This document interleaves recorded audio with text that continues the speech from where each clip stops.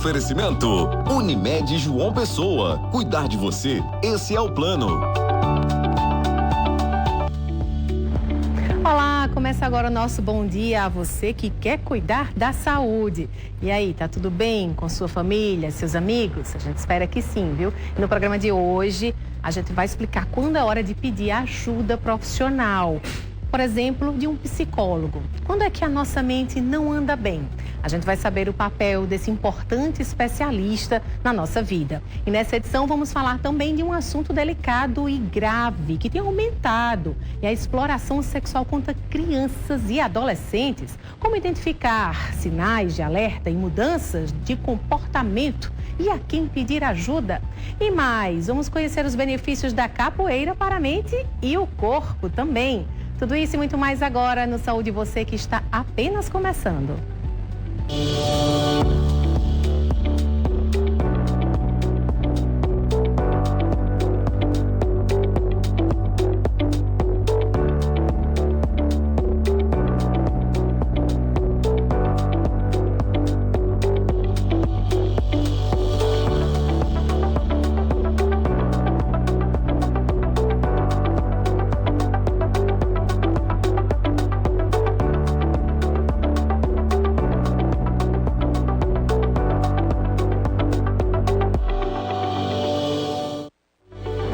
Seja muito bem-vindo, muito bem-vinda aqui ao nosso programa, viu?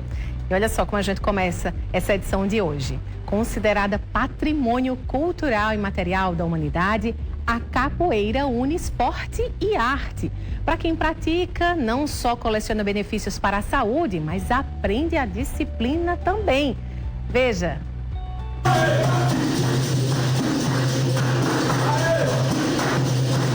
Gabriel tem 15 anos. Mas afirma que pratica capoeira desde que nasceu. Já estou acostumado a treinar todo santo dia. Devagarinho vai aprendendo, entendeu? O treino que leva à perfeição. Diferente de Josinaldo, só adulto viu a importância dessa mistura de esporte, luta, dança e música da cultura popular brasileira.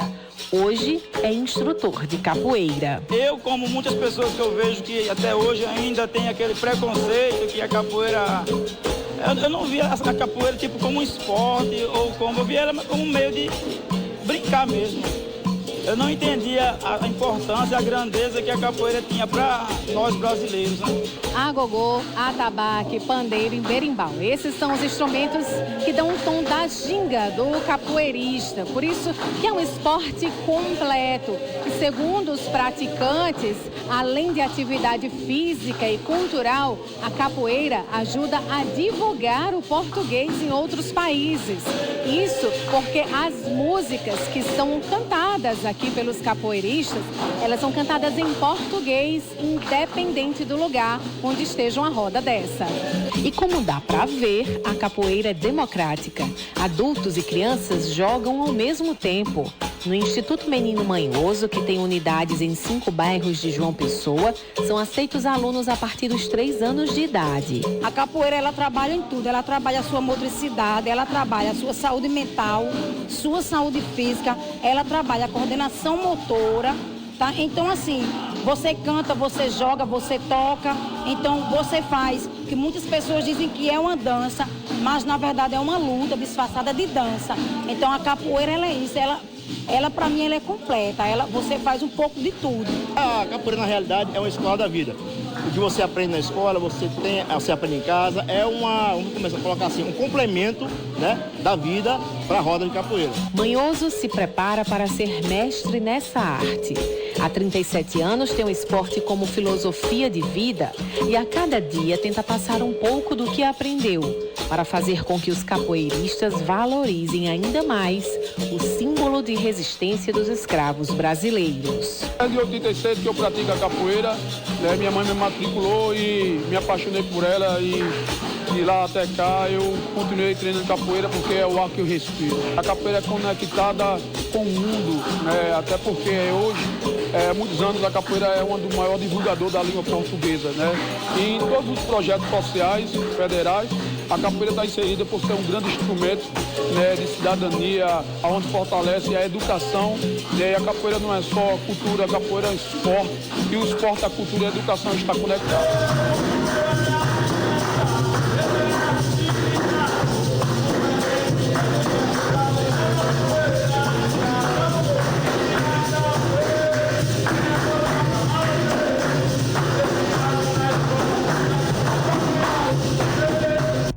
É bonito mesmo de ver, viu, essa empolgação dos capoeiristas.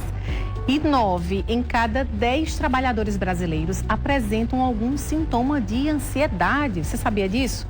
A maioria tem algum nível de depressão. Mas quando é hora de procurar atendimento psicológico? Veja.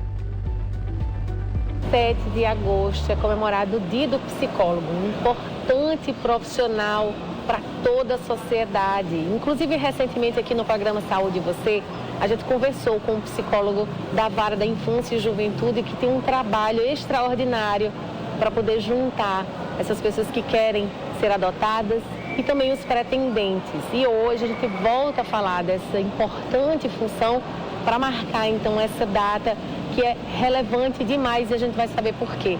A gente convidou a psicóloga Alice Santos para conversar com a gente sobre o assunto e eu já queria, Alice, muito obrigada primeiramente pela tua participação, que você explicasse a diferença da tua profissão para, por exemplo, de um psiquiatra, um psicanalista, outras profissões que trabalham juntas. Claro, às vezes um atendimento, né, um tratamento, ele é multidisciplinar, mas cada um tem sua função, né? Como é que o psicólogo age nos tratamentos? Então, o psicólogo, ele vai estar ligado não só ao trabalho da saúde mental na área clínica, né, que é uma das áreas mais conhecidas, mas ele também vai estar presente em diversas outras áreas, na área jurídica, né, a chamada clínica do esporte, na psicologia do trânsito, na psicologia social, na psicologia organizacional, que está presente nos ambientes de trabalho.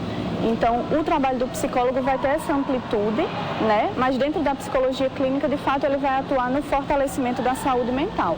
O psicanalista, por sua vez, ele não necessariamente precisa ter uma formação em psicologia. O trabalho dele vai também ter um cunho muito terapêutico, né? Focado nessa área da saúde mental, mas não necessariamente está associado à formação clínica em psicologia, uma formação paralela.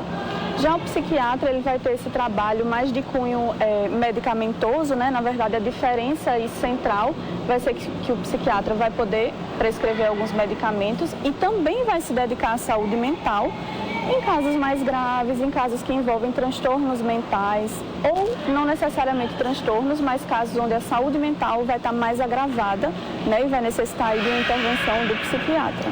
E antes da gente gravar, a gente estava conversando aqui que, infelizmente, ainda tem gente que acha que não precisa de psicólogo porque não é uma pessoa louca. Ah, eu não sou doido, eu não preciso. Ou eu não tenho nenhuma deficiência, nenhum problema mental, de ordem mental, então eu não preciso de psicólogo. Mas você disse que era interessante, né, todo mundo ter acesso a esse profissional, né, fazer uma terapia. E aí, por quê? Independente da pessoa ter essa necessidade mais prioritária ou não? A saúde mental, ela por si só, Thaís, já deve ser considerada uma prioridade, né? Visto que ela ia basilar para vários outros aspectos da nossa vida, mas infelizmente, por ser ainda recente, né, a psicologia tem aí pouco mais de 50 anos de história aqui no Brasil, por ser recente, ela ainda vem carregada, ainda vem cercada de alguns estigmas. Então, como você falou, a questão do louco, né, a saúde mental, ela vem com o tempo tentando desconstruir esse estigma da loucura, do transtorno mental, que muitas vezes é associado a essas ideias deturpadas, e fortalecer que o trabalho do psicólogo, ele também tem um cunho preventivo, né? Eu não gosto muito de usar o termo prevenção, mas eu acho que a gente pode utilizar o termo fortalecimento. Então, fortalecer a saúde mental, fortalecer o psíquico desse indivíduo que busca a terapia, não só em um momento de agravo, por exemplo, de um processo depressivo, de um processo ansiogênico, mas tentar fortalecer essa saúde mental antes que isso se agrave. Então, esse acompanhamento já pode ser desde a infância? Com certeza, com certeza. A gente, inclusive, indica, não só no caso de neurodivergência, no caso de deficiência, de algum transtorno, mas que mesmo a pessoa dita neurotípica, né, que não vai ter algum transtorno aí de cara, que ela possa ser incentivada a buscar a terapia inclusive quando criança. Muitas vezes os pais acabam só buscando quando há alguma separação, quando há alguma crise ou até o falecimento de algum familiar, que acaba gerando um trauma na criança, mas é super importante que essa criança desde sempre possa ter acesso a um espaço seguro, né, que possa fortalecer sua saúde mental preventivamente.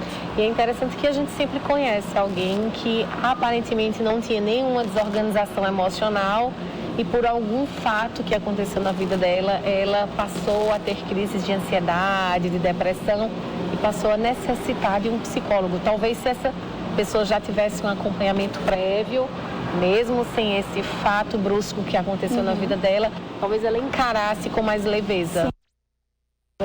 O trabalho de fortalecimento da saúde mental, ele acaba impedindo certos efeitos adversos. Não é que ele vai blindar totalmente o sujeito de um sofrimento, de uma crise, de algo mais agudo, mas ele vai prevenir que isso possa acontecer de uma forma mais grave, mais severa.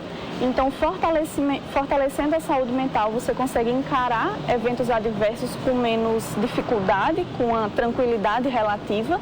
E ainda que não tenha tranquilidade, você consegue racionalizar melhor, ter uma visão melhor sobre aquele acontecimento e encará-lo de forma mais positiva. E se é saúde, no nosso Sistema Único de Saúde, deve se oferecer, então, esse especialista para toda a população de forma gratuita. Inclusive, a gente está aqui em um equipamento do Estado, do Governo do Estado da Paraíba, que é a FUNAD, né, que acolhe pessoas com deficiência, e você trabalha aqui. O que é oferecido, então, para esse público? Então, aqui o psicólogo, ele dentro da FUNAD, ele ocupa diversos cargos, né? A gente tem um psicólogo em diversas coordenações, desde o atendimento direto ao público, o atendimento clínico, né? A terapia em si, até cargos de coordenação, outras figuras, outras ocupações que não estão necessariamente ligadas ao atendimento direto ao usuário.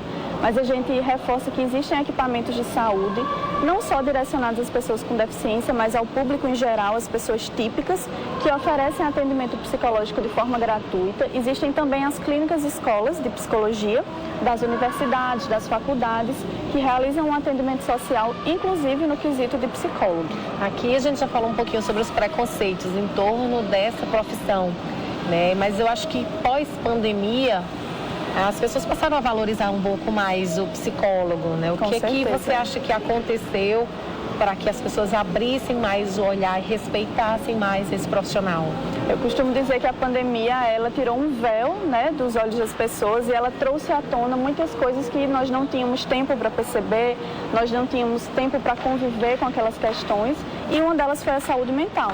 Então, de repente, a gente se viu dentro de casa o tempo todo, sem um convívio social, sem um convívio de lazer, sem um convívio laboral. Inclusive, a OMS vai apontar que, durante o primeiro ano de pandemia, a gente teve um crescimento de 25% nos casos de sofrimento psíquico de um modo geral. Então, a partir do momento, não só conviver com o vírus, né, da Covid, com medo, enfim, todo esse pânico que a gente vivenciou, com medo de pegar a doença, mas também ter que conviver, às vezes, ali com o cônjuge, com a família, durante todo o dia, sem um tempo de descanso, sem um tempo de distração. Isso, sem dúvidas, elevou os transtornos de ansiedade, a própria depressão. Muitas pessoas desenvolveram a depressão durante a pandemia e o próprio formato de trabalho home office, né? Isso gerou uma sobrecarga em algumas pessoas e muitos funcionários tiveram burnout, né? Que é aquela crise realmente de estresse desencadeada pelo sistema home office. Muitas pessoas passaram por isso na pandemia. As perdas também foram muito marcantes. Sem dúvidas, né? Muitas pessoas perderam esposos, filhos, colegas de trabalho, amigos. E eu costumo dizer que quem não perdeu ninguém conhecido na pandemia, se afetou com o que viu, com as mortes que viu, foram mortes muito numerosas. Então, ver pessoas, de fato, perdendo a vida diante dessa doença, que para a gente foi uma surpresa, foi da noite para o dia, querendo ou não, afetou muito a saúde mental de praticamente toda a população mundial. O começo da pandemia foi em 2020 aqui para a gente no Brasil, né? E mais especificamente no nosso estado, quando tudo parou, lá pelo dia 17 de março de 2000. A gente já está em 2023 e ainda a gente se arrasta com algumas questões que não foram bem resolvidas dessa pandemia, falando isso em saúde mental. Sim. Então a gente entende que o tratamento psicológico ele é longo, né? Então não tem um prazo para se ter alta das terapias. Não, isso sempre vai ser, eu costumo dizer que vai ser sempre do caso a caso, do singular. Então, cada sujeito vai buscar um psicólogo, inclusive vai buscar uma abordagem que melhor se adeque a ele. E dentro disso, a gente não trabalha com um período de início e de fim. E depois desse bate-papo sobre saúde mental, a gente vai para um breve intervalo. Voltamos já.